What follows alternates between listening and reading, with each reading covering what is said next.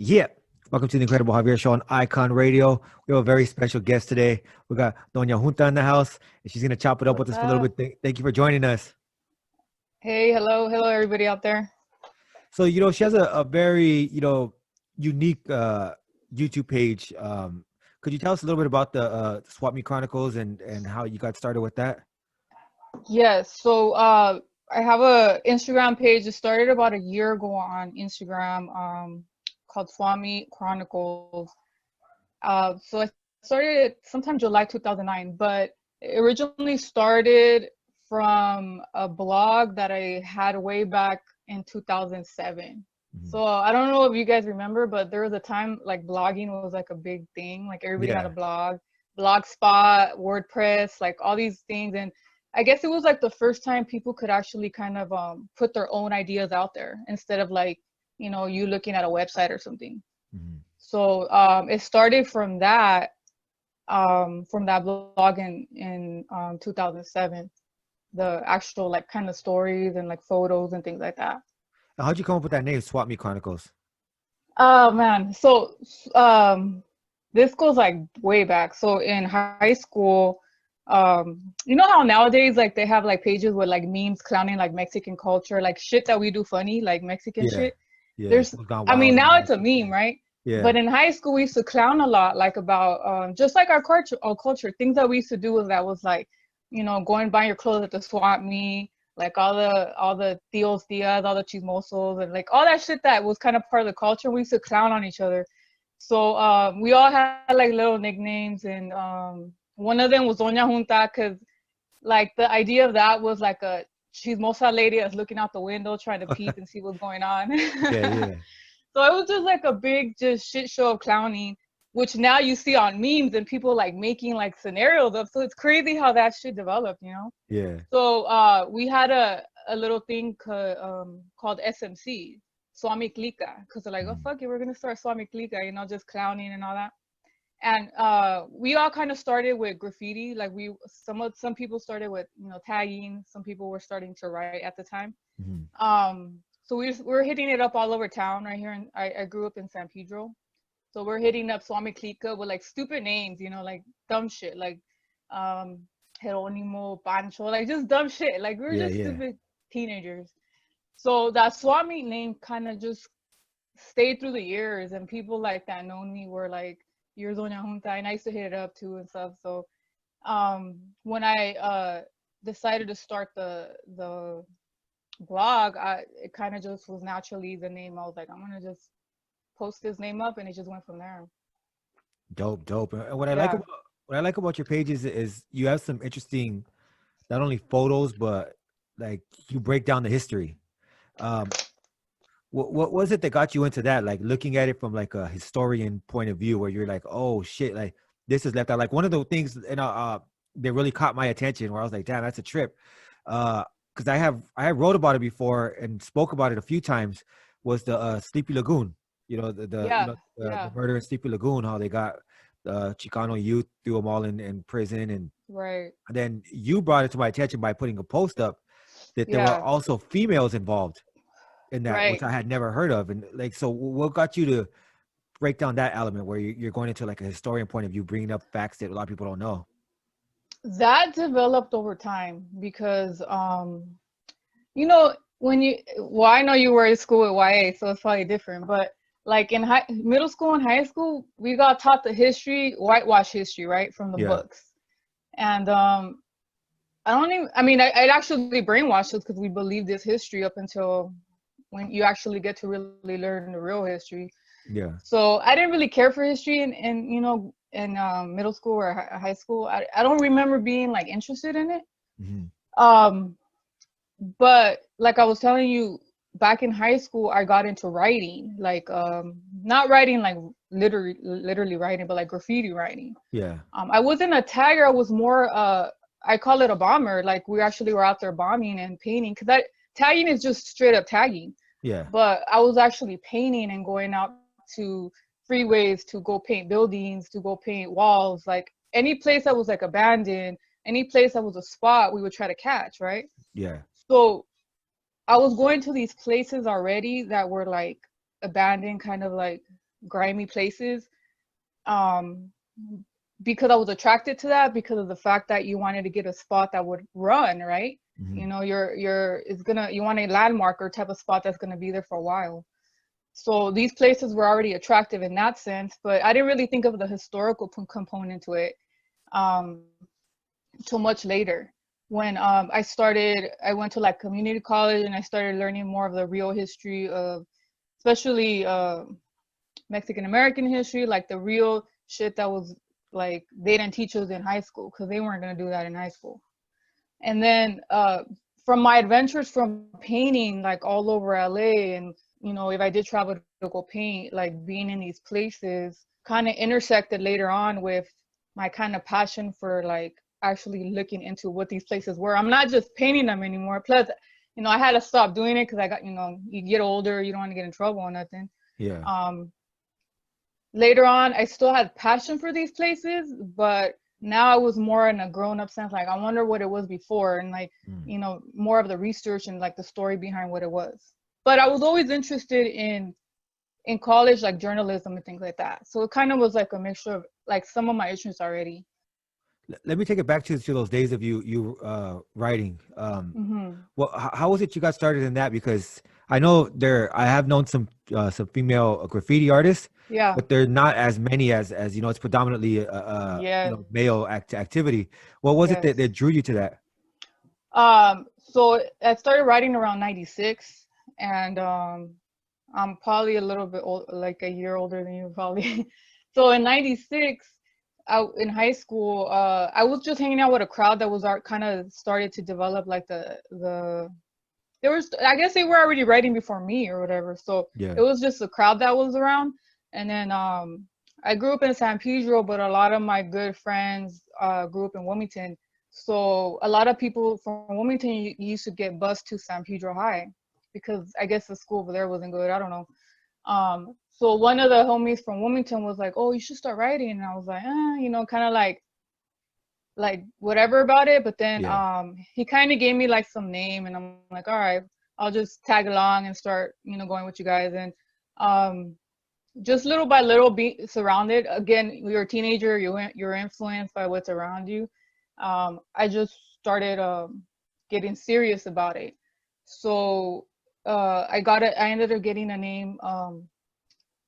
First it was like some whack ass name. It was like Space or something like that. And I was like tagging it Space Girl or something. I was tagging it on the bus. It was just lame. You know, when you start, Yeah. you're a toy. Yeah. You're just a toy in the beginning.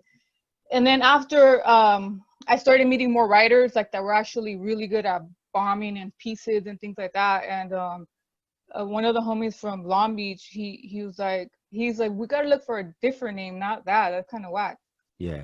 So he helped me like develop my name. So I ended up writing Pearl, Perl. So from there, it just kind of grew like and I knew that I wanted to actually paint, like actually do bombs, and I didn't just want to be a tagger. So I started like developing my style and all that. And I kept going all the way up until I just had to kind of stop because, you know, we get older and get caught up. Yeah. You know, yeah. I say I it's wish a I trip. could still do it now, but you know, Well, can't. there's ways, but yeah, it's a trip though, because I remember when I first started tagging, I thought I was a shit, and I threw up this big ass piece, and then there was this tagger that bumped into me, and he's like, "You did that?" I was like, "Yeah," and I thought it was dope, right?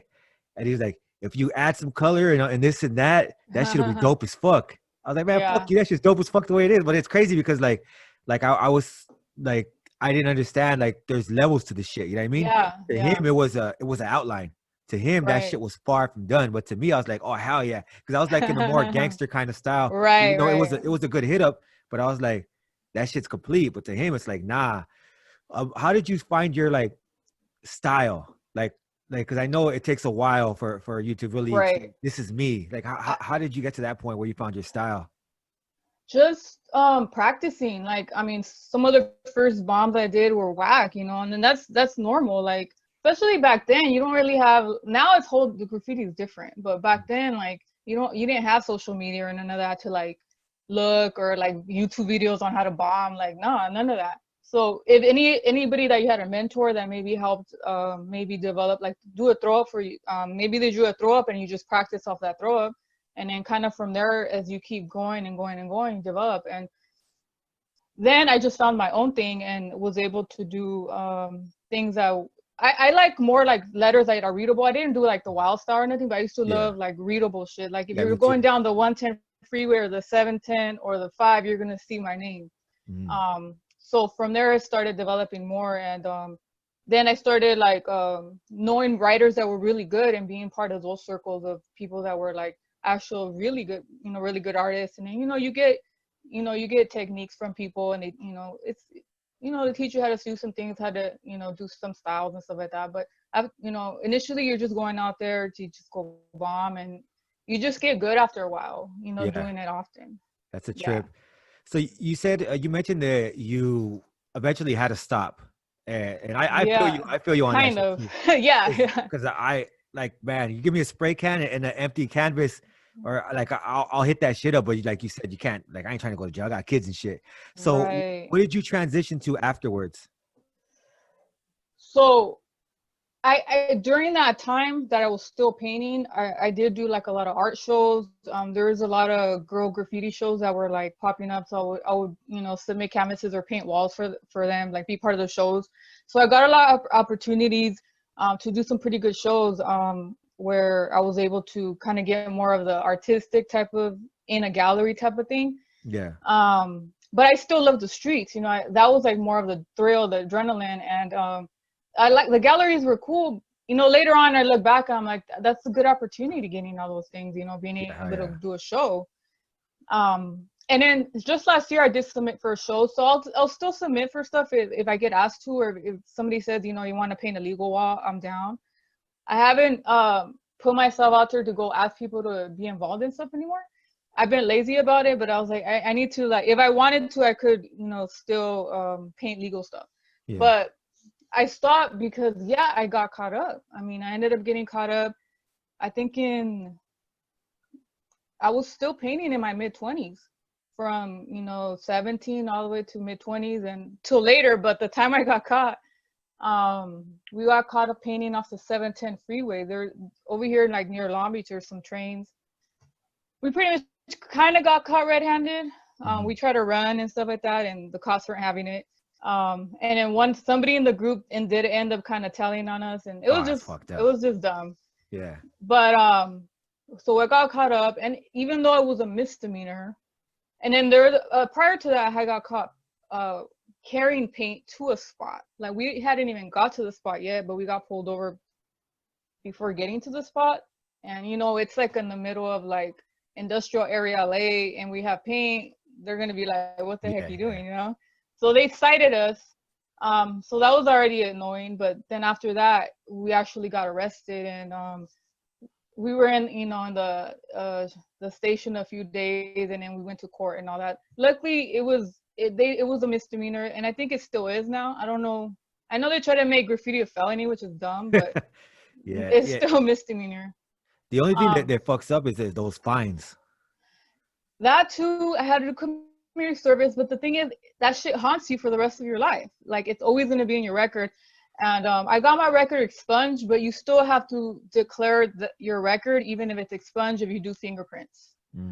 So it's just, and it was just, the more you get caught up, it just ends up being worse, even if it just seems so petty, You know what's the trip with the graffiti culture is that the older you get, it seems like the more risk you'll take, right? Because I remember when I was a kid, I was just hitting up as a tagger. I was hitting up on the riverbed, right? When I started gangbanging, that's when I started doing the bigger hit ups on the city. But I would never hit the freeways or overpasses and shit like that. But now when I'm driving, like I look at all that shit, right? And I trip out like, damn, like I used to be on bridges. Yeah, like, that's what I was gonna ask. Scary as heck. I saw one the other day. How the fuck do you guys get up on that shit? Because I seen like you're like literally like holding onto the top, and you're just on the ledge, and you could look down, but it's kind of freaky. Yeah. I don't know why we were doing that shit. What always got me is because like I'll look at it like fuck, because you when you got the can control, right? You're like, shh, yeah. You're going down, like you're gonna have to go down with it. So it's like, fuck, how do you keep hold of that shit, still write on it, and like make sure it's good? Did you have a certain technique you used to make sure that those shits weren't gonna be whack? Well, for bridges, God, the scariest bridge was over there near like the 5, you know, where like it's like the 110, the 5. It's like kind of near Highland Park. There's a bunch of bridges right there, and there's the LA Rivers in the bottom. So the height of the bridge and yourself is like not much higher than you, so you're kind of holding on to the top. Damn. And you're scooting yourself sideways. I'm scared of heights like that, but I just did it because, you know, like I don't want to be a weenie. Yeah. I'm gonna just try to get the spot, and it came out okay. But you know, there's some dudes now, they're really, really good, and they have that control to get it like perfect, but it's not easy. I wonder if like they start working out after, because that's a motherfucking workout right there. Like shit, you have to really have control. Yeah. So now I look at a lot of your photos on the Instagram, and you have a lot of like I said, historical stuff, and you also have like, do you actually take a lot of those pictures, or are those pictures you find? Yeah. So a lot of I try to take the pictures myself. I mean, I go out there, I'll set up you know, weekends to go take photos, and there's a lot of things I had just from over the years, like just from me taking photos. And even though I might have not been documented it before, like I'm doing now, but I still have so many photos. So I try to use my old archives, and then I'll go out there and still take photos. Of course, with vintage photos, you know, I'll just I try to do a lot of primary research, where it's actual from research databases and stuff like that, and actually cite my sources, because I try not to steal from people's stuff. Like I don't like doing that. I like to do my research and then cite if I did get information from anybody. Yeah. But for the most part, one of the thrills in this case, much like graffiti, is going out there and taking the photos and exploring the area. So now it's the same thing, but not in the graffiti way, you know? Yeah, it's like you're capturing that moment instead. Yeah. That's a trip. So yeah. And what are some of the photos that you've been most proudest of? Like, oh shit, I can't believe I got that. Going to Preston Castle was freaking amazing. Like, it was just like, I don't know, you have to go there. It just feels like, am I in a different century? Like, it's crazy. I mean, you went there at the award, which is a whole different experience, but like as the outsider looking at it, it's like, wow, it's trippy, really trippy. Yeah, it's a trip. Yeah, because for us, because we know the history of it and everything, like, and it was a little bit outside of where I was, you know, because I was way on the top of the hill and shit. So I was just looking at it like, I didn't even pay no mind to it because I was young, and like, but as an adult, that would be a trip, because there's history behind that shit, like knowing words were actually in there. Was there anything you learned that was crazy about that tour? Well, actually, right now Preston Castle is closed because of COVID. Like every museum is closed, unfortunately. So my friend was actually going on a road trip to see her daughter in college up in Davis, California, UC Davis. So it's kind of near the area. So she was like, let's just go and pass by, even if it's not the tour. Okay. And it happened to be Halloween day, which is like perfect. Ghost and Preston, why not, you know? So we decided to do a pit stop on the way back down to Preston, but I think it was a beautiful thing, because even though it wasn't a tour going in, which I want to go back to go in, being in like the area, exploring it just with nobody around, was just pretty amazing. So and then, you know, she had a sighting of a freaking ghost, and I mean, I know you don't believe in that, but yeah, that was scary, and I got scared, and I didn't want to even look back at the building, that one building. My little brother always says it's crazy because he's an atheist too, and he says he's like, I'm an atheist, I'm a grown man, like, but don't you come to my house talking about ghost stories or aliens past 9 o'clock. Because there's just something in you, you know what I mean? That fucking. She's real sensitive to like paranormal and things. Yeah. And so she gets that vibe all the time. So and I'm more like scared, but like I was like, I don't want to see nothing, you know. But Yeah. it was just, that was one of the dope kind of explorations. As far as like photos to be proud of, I mean, I guess I'm more of I document to kind of, you know, give everybody a picture of it. I know some people do photography for the artistic value, which in a sense, I'm more a documentarian, I guess, in that sense. And it's not, yeah, you know, you could have photos where like, yeah, you know, it's a great shot, and I do like that part too. But I see myself more of like documenting this place, and if I Yeah. get a good shot, great. But it's not just focused literally just on the photography. It's Yeah. kind of both. No, I get what you're saying. It's kind of like like the war photographers. Yeah, yeah, Like yeah. photographers who go to war, like they're not trying to get like the perfect shot, even though there's a lot of artistic value to it, Right, but it's right, just right. like they're trying to document the moment. This is what's going on Yes, at this time. yes. Like the Like, raw grittiness that's right there in front of you. have So you, yeah. because you've been doing it for a while, right?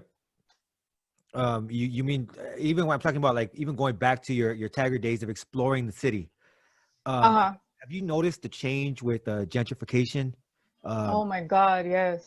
Yes. So I started more like taking like like I told you, 96 was more like, you know, bombing around town and stuff like that. Like you kind of don't get out of your own city because you're still young, and you know, like you got to keep it, try to sneak out of the house, whatever it is. yeah, But as I got once I turned like 17, 18, and I was able to have a car and have friends with cars, that we were able to go bombing like out of town, and or even take the bus if we had to. We would paint a lot. One of the goals was in this area, because I'm more in the harbor area, right? Um, LA was like the, you know, center of graffiti, right? You know, yeah, like the known graffiti artists lived in LA or even Hollywood, mostly LA.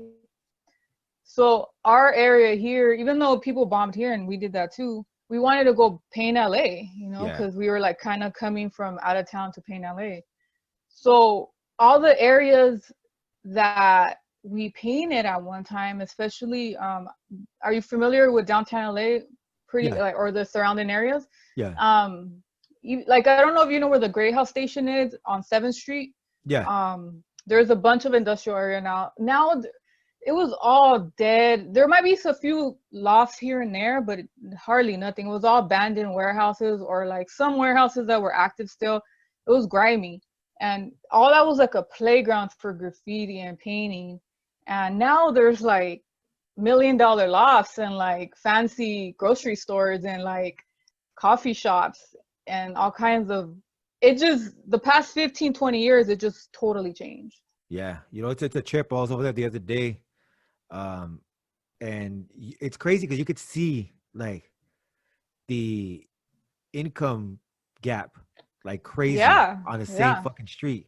Like you'll see like homelessness is rampant. Like you'll see it crazy, right? You'll see homeless people everywhere, but then in the same fucking, like they'll be on the sidewalk, and then right next to them is a store, like you said, $1 million shit. You know what I mean? Like, and it's just crazy. Like wow, like I'm like.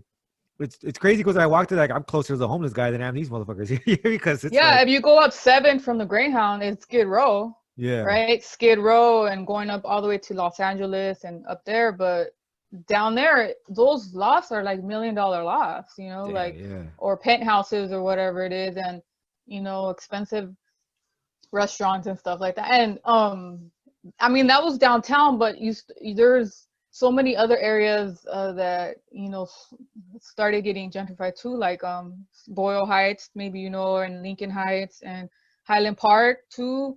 And Echo Highland Park Park. was a spot to paint off the 110.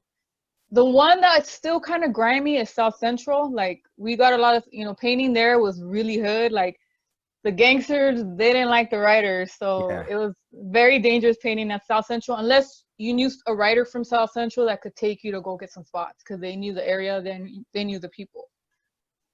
That's still, you know, now they're trying to fix it up. It's not, I don't know if it's fully gentrified. I think it's still, you know, for the people, but I know they're adding like more shopping centers and things like that. So yeah. yeah. It's crazy because I see it a lot in my neighborhood. There'll be certain areas that they're trying to gentrify, right? And I always trip out like, why don't they try to make the areas nicer while we're still there? Like, why price us out and then fix it? Like, I never understood that shit. Yeah, that's always a million dollar question because they they don't they don't, and you see that everywhere. Like they ain't gonna make that grimy ass shopping center, you know, all nice now because they probably feel like, you know, we're gonna fuck it up or we don't have the money to go buy shit in there. It's just unfair. Yeah, it's fucked So up. yeah, it's a lot of that now for sure. Yeah, and you know, I want to ask again about that picture that or that post you made about the Sleepy Sleepy Lagoon. Lagoon. Yeah, Yes. how did you come to that? Like, how did you find that research? Like, what did you research, and how did you get to that conclusion? Like, oh shit, there were females involved in that too. And could you break down that story a little bit? Yes. So I don't know. I had done you know how I've been doing like the history of YA, Yeah, pretty much trying to find like the historical part of YA. So I had done the one on Ventura, because we do talk mostly about the guys' experience, and that's why it's cool that you're getting a lot of the girls' interview now. So that's awesome.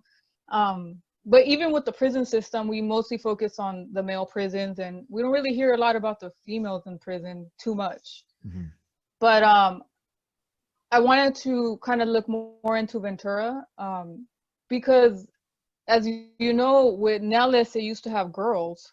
So when I did the research on Nellis, there was girls there with the boys at one time for a short time, and then when they got the superintendent, pretty much Nellis, Fred C. yeah, Nellis, when he came in, he wanted to move the girls out because he didn't think it was a good idea, blah blah, you know. So he moved the girls to the new facility, which is Ventura, which is not where it's at now. It's a different place. So when I finally was able to do some of the research in Ventura, I was tripping out on how like, you know, you think girls back then are goody girls and all that, yeah, but there's a lot of social problems, right? And a lot of problems going on. So I remember reading when I did the research on Ventura, one of the girls from the Sleepy Lagoon um, case was sent there. And so I remembered that. I was like, okay, the next post, I'm gonna try to do more research on her to hmm, see what was the reason. You know, I it was she. They were also saying that she was kind of been treated more unfairly than the boys because she didn't want to speak up like what she saw or anything. So they kind of were like, okay, we're sending you to YA. So she kind of got treated really unfairly. So when I finally was gonna do the research on her, that's when I was like, well, I can't just do the research on her. I gotta find out more about this whole case. yeah, Um, and I had heard over the years, like briefly, like the Zoot Suit riots and like Sleepy Lagoon. It's something I had always heard, but I never like really dug into it. Like yeah. I'm not sure why. It's not something that like I guess, you know, unless like your parents were or grandparents were from that era, maybe like you know about it. I don't know. It's just something that history that it's known, but I just didn't really know much about it. Yeah. So I started doing research on her, and then but I you know started researching about the case. So I found I think I started first with the YouTube, and I found this professor. He's from Arizona, and he wrote a book on the whole thing, the Sleepy Lagoon. Let me see if I could find his name. But so I heard his interview on a podcast, and he like did years of research on this. So he was like, you know, got some like, you know, amazing information on it. So I heard that podcast, and then I started looking into the archives um, in the newspaper databases. So I'll look at databases from LA Times, different newspapers in LA in the area, just to get some factual information. Yeah. And then if there's any written work like on more academic sites, I'll try to get some of that and try to like understand the story. And that's kind of how that all came together. Yeah, it's a trip because if I remember correctly, when you posted it, you said that even when they beat the case, because they were tried as adults, so they were able to fight the case. They lost, but eventually appealed it and ended up getting out. she didn't get that opportunity because she was, if I remember correctly, she was committed to these disorder as a juvenile. Is that correct? Yeah, well, so this is the book, which you probably can't see it. It's called Murder at Sleepy Lagoon, Zoot Suit, Race and Riot in Wartime LA by Eduardo Pagan. So he did a lot of research. He's a professor from some university in Arizona. So I guess from the fifth, like there was like 17 boys, different ages, and like over time, you know, and they had different ages. So there was minors, and then there was ones that were a little bit older, like, but they were all pretty much 18, 19, 20, 21, like on that age range. So the minors supposedly did get sentenced to youth facilities, either county or the halls, because they kind of all got different sentences. The ones that maybe like a handful of them ended up getting the life sentences and got sent to San Quentin. So it varied. With her, she didn't get due process because initially when they had arrested, when they were investigating, they had arrested a bunch of like just anybody that looked Mexican or was part of that, you know, that's, you know, culture, or just anybody. They were just super racist back then, you know? Yeah. So when they were questioning her, she didn't want to like say nothing, you know, so they got pissed. So they kind of were like, okay, well, I think she was in juvenile hall for a while, a long time. And then she ended up getting sent to Ventura without due process, like no trial, nothing. Yeah.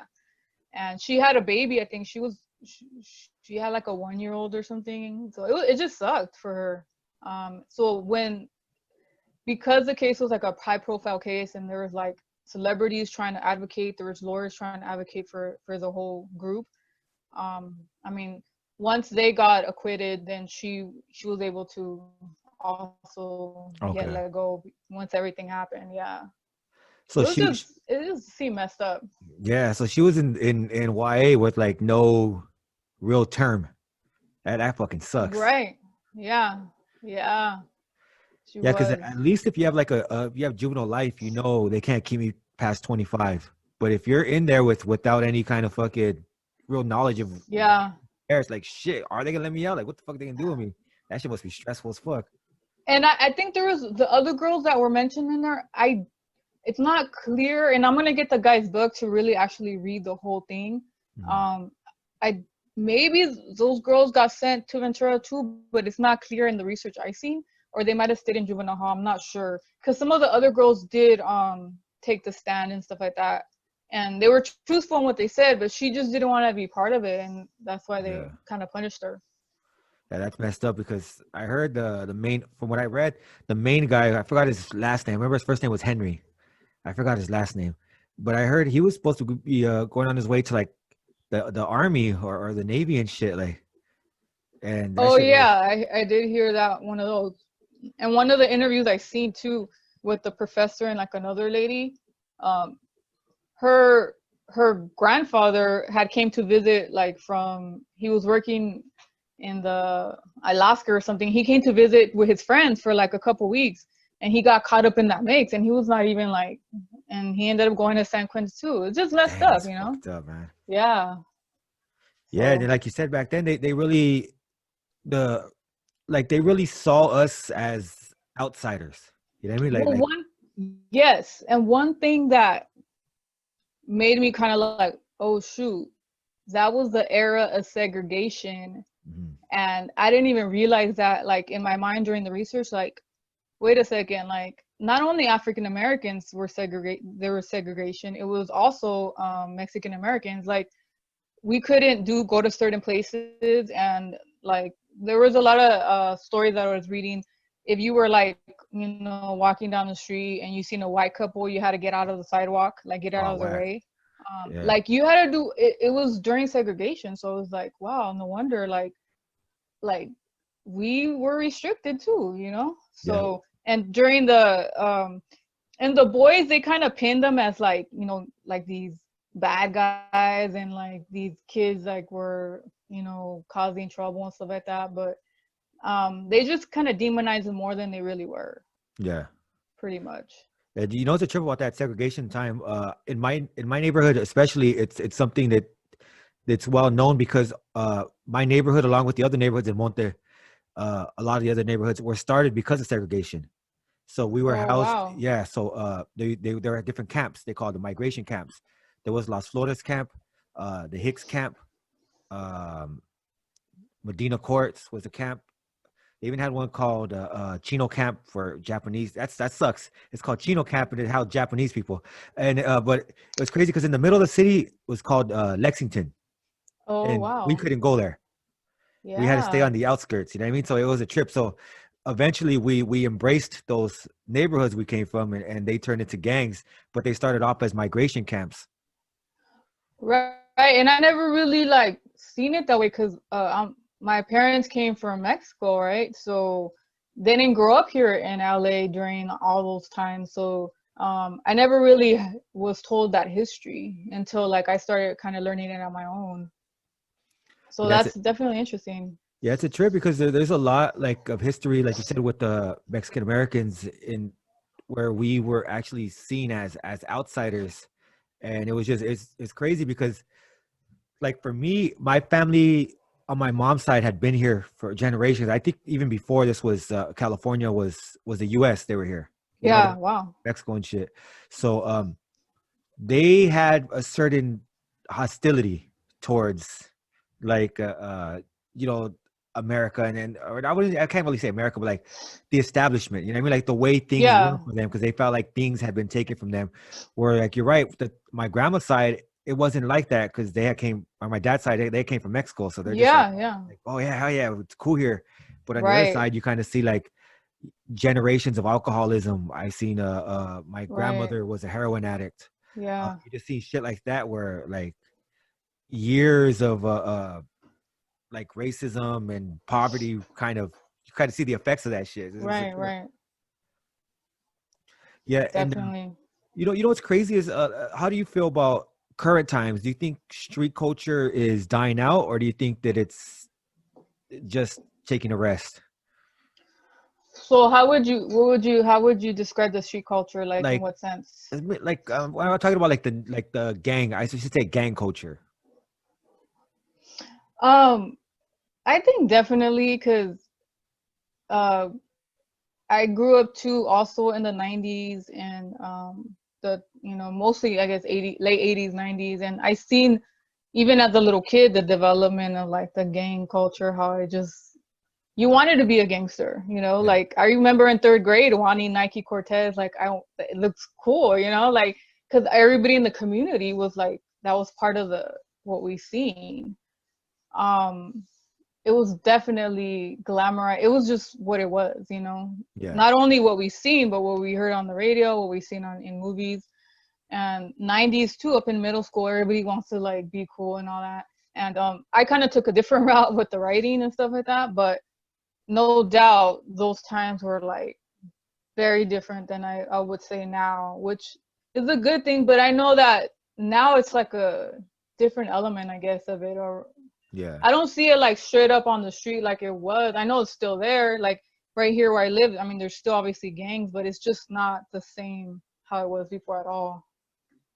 At Yeah, all. But who knows, I think you're right because even back then, when it came to writers, um, a lot of them were just like gangsters too. Yeah, You know, there a was lot of that them, tag banger yeah, era and stuff. where they were Yeah, just like, "Fuck that, I'm gonna go." Like you said, because gangsters did not like taggers back then. right, right, They were just like, "You come writing on our like they thought it was their walls. If you come writing on our walls, we're gonna fuck you up." And they were just right. like, "You ain't gonna fuck us up." You know what I mean? So that's when they started carrying Yeah, straps and shit. That's a trip. Yeah, I don't think writers nowadays have to really go through that as much. right. And I think gangs are different from what I hear. Um, like they're involved in different things like human sex trafficking and like Oh, yeah. even there's a lot of that going on with not only black gangs but Hispanic gangs too, and it's some weird underground stuff, it might not be in your face, but there's a lot of that that's kind of underground. I'm not too sure how far they can get with that because I know if they get that jacket on them, that's not gonna be good. You know what I mean? If you go upstate No, with like, yeah, so I'm not sure how far they can get with that. I'm not saying that it doesn't exist. I'm just saying like I'm not sure how widespread that could be, because I know like if somebody gets in there for any kind of sex crime, even if it's like pimping, anything like that, like that's Yeah, not going to be a good look once they hit certain yeah, yards. yeah. So definitely different for sure, for sure. Yeah, yeah. I don't even recognize a lot of like I when I walk around, I'm like, I don't even know who bangs or nothing. Like I don't care. Yeah. Anyway, honestly, that's like that's beyond me and shit. But Well, if you read statistics like in the 80s, and I just looked at it last night, I think in the 80s was the highest murder rate. There was like 1,000 some murders for the year. And then it kind of went down a little bit in the 90s, but it was still like around 800, 900 murders. Um, the like 2007 when I first like last looked, it was like 100 and something. So it damn. might be even lower now. Yeah. But in the 80s, it was pretty high. And up until the 90s era, it was really high. So you Yeah, you could had see like the drastic change. the crack epidemic and all that. Yeah. So Yeah, for what do you sure. think it is that changed that made it the numbers drop so significantly? I think, well, first of all, everybody got sent to prison. Yeah, So fuck that, yeah. on the negative part, that changed, right? Everybody's sent to prison. But I think people, and then all the tough on crime laws, for anything, right? But I think what changed too was there's more resources now, and there's more like I guess knowledge of that mental health and trauma and stuff like that. Like it's not like you're just a bad kid that you deserve to get locked up. Like there's just more like awareness of these things that okay, nah, that's not all that stuff's not working. We locked everybody up in the 80s, 90s, early 2000s, and it didn't work. Like so definitely more resources. I think people's mindsets are a little bit more open now with changes in the laws. There's more advocacy for rehabilitation. Mhm. Just and then now there's a lot of formerly incarcerated people speaking up and advocating, so they're showing like something like we could change. It's not the same old person that you guys thought back then. So I just think it's a little bit of all that combined that it's different. Yeah. Yeah. You know, one thing that I trip out on, people say like, you're gonna let them out, they're gonna come right back, right? They say certain career criminals and shit. What I always think about is the reason you change the laws isn't for the people who are busted right now. Yeah, yeah, hopefully it impacts some of them. Hopefully it does. But it's for the future generations. You know what I mean? It's Right. so that we don't continue this shit. Because what happened before is you see people from the past, you look up to them and they're like they were in prison. Like I said, my grandma, she was in prison.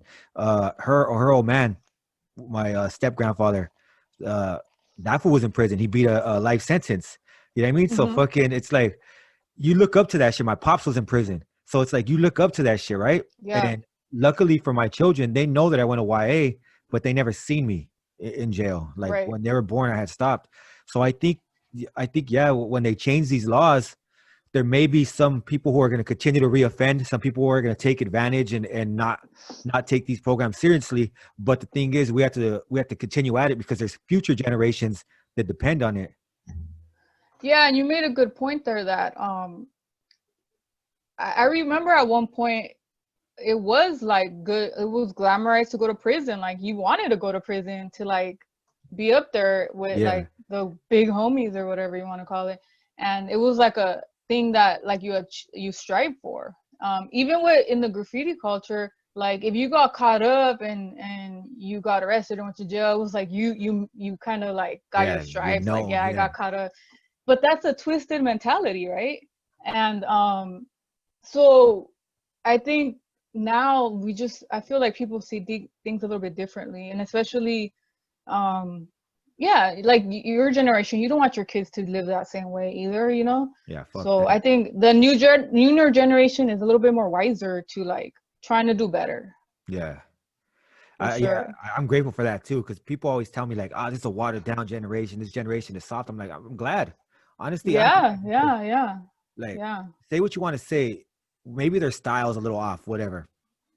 But Skinny like, jeans. No, I'm yeah, yeah, yeah, yeah.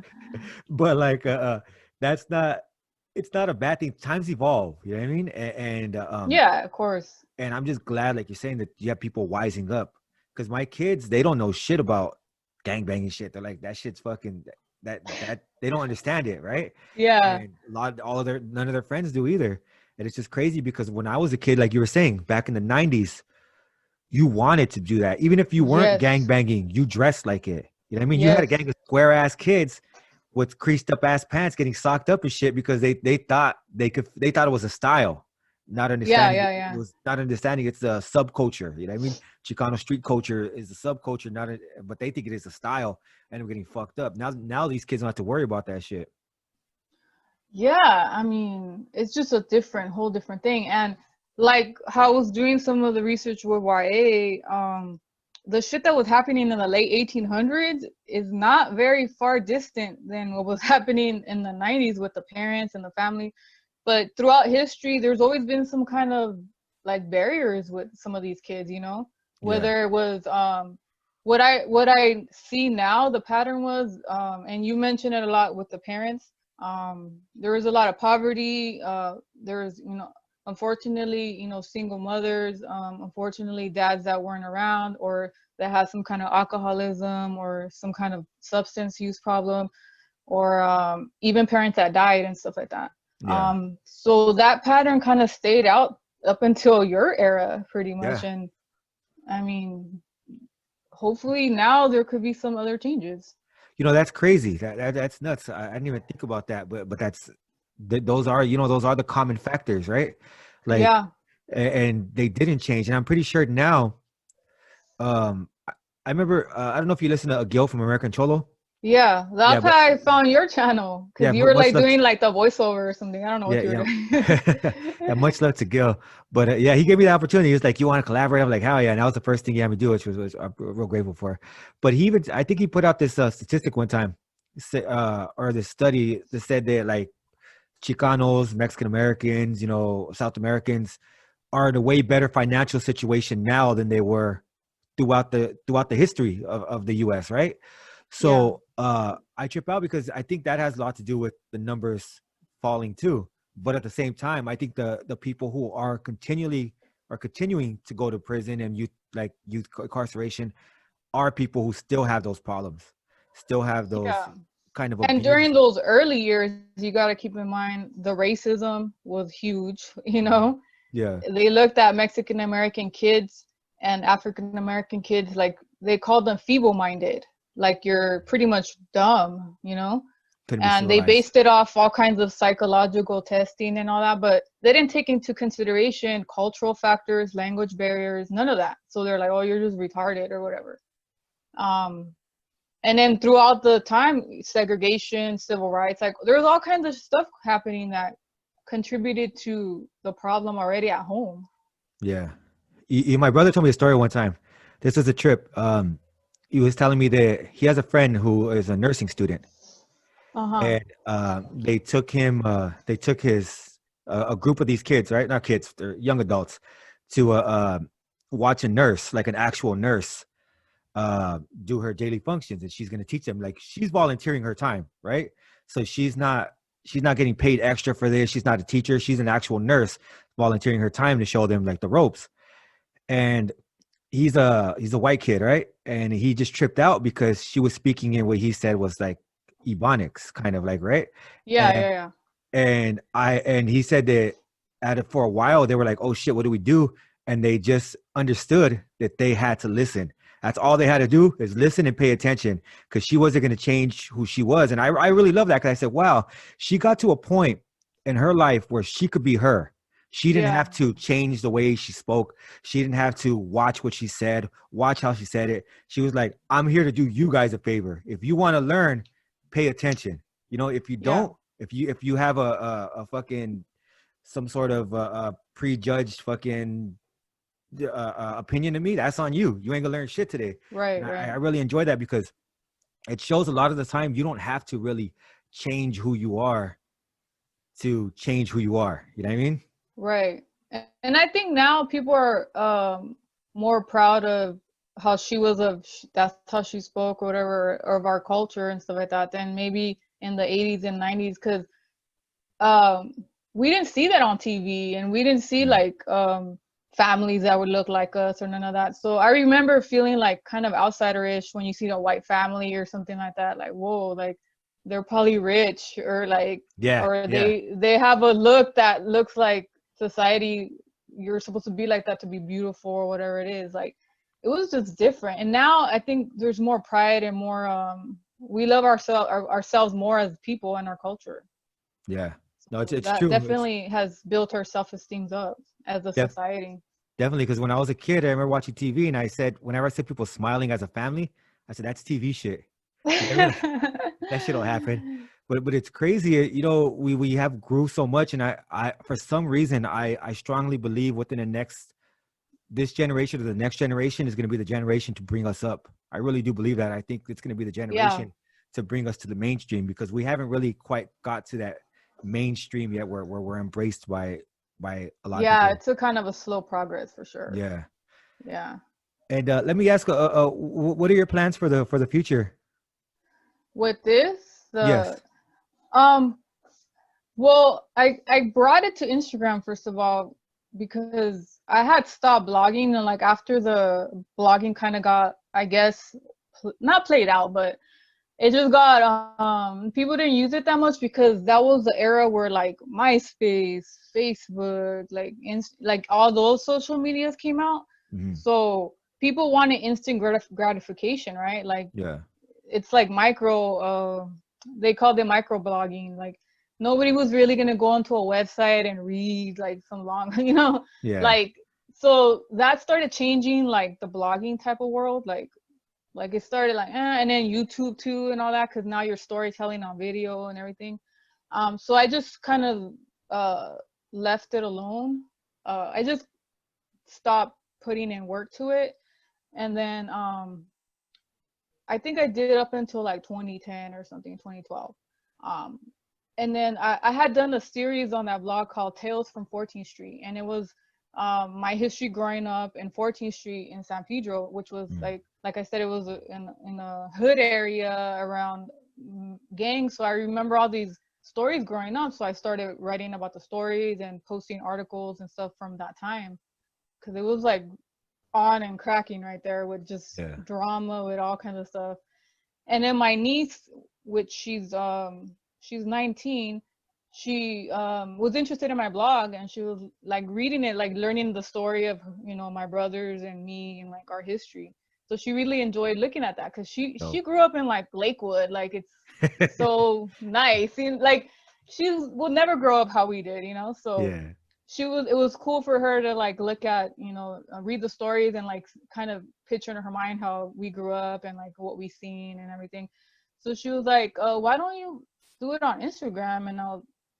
And I was posting a lot of photos on Instagram, kind of similar on my personal Instagram. Can you Yeah. hear me okay? Yeah, I can hear you perfectly. Okay. um but on your personal page, and I know yours is kind of personal and your page, right? But what I found on my personal page, posting kind of how I'm doing now, you have your family and friends, but it's not really an audience that's interested that much. Yeah. You know what I mean? Yeah, they might be, and you'll get some feedback, but it's just not the same posting it on the personal as opposed to kind of just doing a page dedicated to that audience, Yeah. that niche audience that is gonna care about history or architecture or whatever it is I'm posting about. So she was like, you should just do a Instagram, just focus, like from your blog, focus on that. I mean, she's 19, so she knows what's up, right? Yeah. So she's like, I'll support you. I'm like, okay, I'll do it. Because on my Instagram, I was like, I was just starting to get more boring, my personal one. So I just, that's when I started posting, and then you just capture a different audience. That's, Mhm. like I'm saying, like, and then you start knowing other pages that are into the same thing, and it's Yeah. like a whole world of things, right? Like, wow, like it's similar accounts. So as far as the future, me and my friend that went to Preston, we do want to start some kind of podcast. In the sense, we want to do it in a sense where we could talk about the places we go to, like the architecture, but also like beyond that, which is like the history. And then on her end, she has like that she's into like the paranormal and history, so she could put input on her and like her experiences, you know, which whether it's spiritual, paranormal, or even anything related to what she's like interested in, plus what I'm interested in. So we want to kind of we're talking about building that too, so we could talk about it more like on a podcast scenario like this. Yeah, I recommend that because there's a lot to be said. Yeah, and you could only say so much on Instagram because they kind of cap you at a certain point, and stories disappear and stuff like that, and videos. So that should hopefully be the goal for 2021. I know you just gotta just do it and not think about it so much. But just with the timing right now, probably hopefully 2021 get it started somehow. Well, let me know. Yeah, I'd love to come on and be a guest if possible. Yeah, I know. I have to learn all this technicality though, all these things. It's not too bad actually. I remember when I first started, I just picked up a fucking broken phone. I don't even know where it's at. It's around here somewhere. Picked up a broken phone and just said, "Fuck it, let's do it." You know what I mean? Like you say, you just got to do it. Yeah, exactly. And so hopefully that. Dope. And before we wrap it up, is there anything else you wanted to say? Just. Well, you know, thank you for your show. It, like I told you before, it was inspirational to kind of hear the YA perspective, because I had told you my husband had gone to YA, and I knew about it, and I had visited Nellis like in 2015, like the outside when it was still there, take photos and stuff, but I never like knew like all the details, right? So when you started interviewing people and saying all these things, like, oh, it was like the whole culture of it, how you guys, I was like, what the heck? Yeah. So I would ask him and he's like, yeah, like, and then it was just like, we could talk about it for hours, and it was just like finding out something new, you know? Yeah. And I was like, why didn't you ever tell me before? He's like, I just don't think you would understand. Like the firme raza and all those lingos that you guys talk, right? Yeah. And I'm like, he's like, he probably thought it'd be dumb or something. I'm just like, no, like it's trippy. Like it's a whole different world. Yeah. So you definitely opened up like a whole universe of like some things I didn't know about him, you know, even him just personally. Dope. And then also being able to actually look at the old research, because I know like I always thought of YA as the 90s were cracking and it was crazy, but man, like that shit goes way beyond, you know? Yeah. And being able to see that and the timeline of that has been pretty amazing, and being able to share it too. Hell yeah. Yeah, so thank you. I appreciate that. Yeah, you know, that's why I continue to do the stories too, because there was a statistic that I read that 90% of the people when I was there, 90% it had 90% recidivism rate basically, right? Yeah. And that doesn't tell the whole story though. That just says when they get out, right? So a lot of what I really, for real, this is what's a trip to me, is I really thought I was unique in the way that I never went back to YA, because a lot of people got out and went back, right? I'm thinking long term, like, oh shit, they probably got out, got 20 years, 30 years, because a lot of my boys did, or they passed away. But by doing this, what I found is that my story is not as unique as I thought it was. Yeah. There are plenty of people out there that have got out. Yeah, maybe they might have fucked up, went in prison or whatever, but after a while, they eventually calm down. So that 90% recidivism rate doesn't seem as big anymore, because you have people who did go there, but they eventually learned their lesson. And it's a trip to see all these stories and hear all these stories about people who are just doing well for themselves now and grew out of that shit. It's a trip. And I think that was super important that you highlighted that, because before your channel, I remember my mindset about YA was that you either got life in prison or you're dead. Yeah, exactly. Right? That was like what you always heard, right? So when you started opening up, like, oh wow, there is success stories, and even when I've been doing the posts on the history, people will comment like, yeah, I made it out of YA, you know, blah blah. It's like, oh wow, like, so that's pretty amazing that came out of that. And it's a trip. And it, like you said, it's the end of an era. Like there's no more YA anymore. So it's, you know, being able to retell some of that is, I think it's important, especially the positive. Yeah, for sure. Yeah. Dope, boy. So thank you. Well, thank you, and I appreciate you taking time to chop it up with us today. Yes, for sure. That's Doña Junta. Anything you want to share, we'll have it in the link below. Yeah, you could follow the Instagram page. I don't know if you'll post a link somewhere on there, but yeah, for sure. Swapmeet_Chronicles. If you're interested. And I recommend you guys check it out. There's some good shit there for real. Yeah, thank you. And that's Doña Junta. With that, we out. Peace. All right, peace.